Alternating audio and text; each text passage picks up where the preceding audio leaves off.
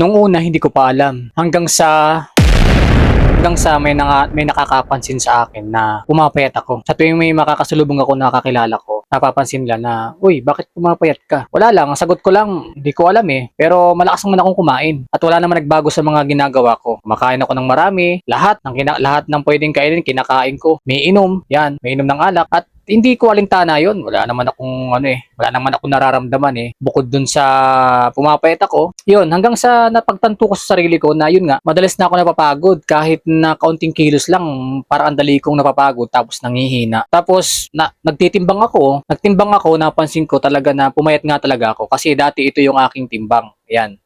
Tapos ngayon ito na yung aking timbang. Yan po yung itsura ko noon dati at saka ito yung ngayon.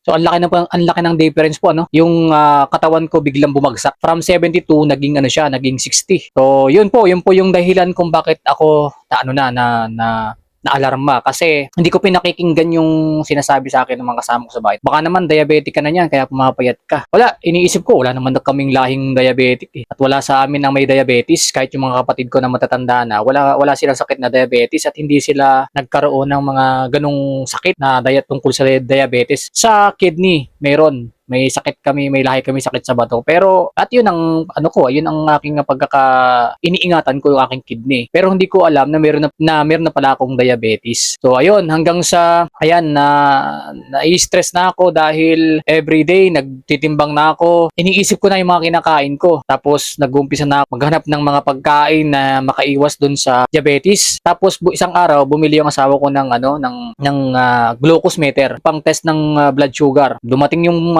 unit na yon, tapos nag-test ako. Ayun, bumili yung asawa ko nito, yung glucose meter na yan. Kompleto na yan, isang set na yan eh. Kapag bumili kayo nito, yan na yun. Makikita nyo na kung anong sukat ng blood sugar nyo. So malaking tulong to at ito ginagamit ko araw-araw para makontrol ko para makita ko ang blood sugar ko kung tumataas pa rin tumataas. Tapos hindi na ako nakontento, nagpa-check up na ako sa doktor. Kasi kung hahayaan ko yung diabetics na yan, sinabi ko nga dati sa inyo last video na marami ang pwedeng tamaan. Pwede pong masira yung kidney natin. Saka yun nga, napapansin ko lumalabo yung mata ko at madalas nagba-blurred.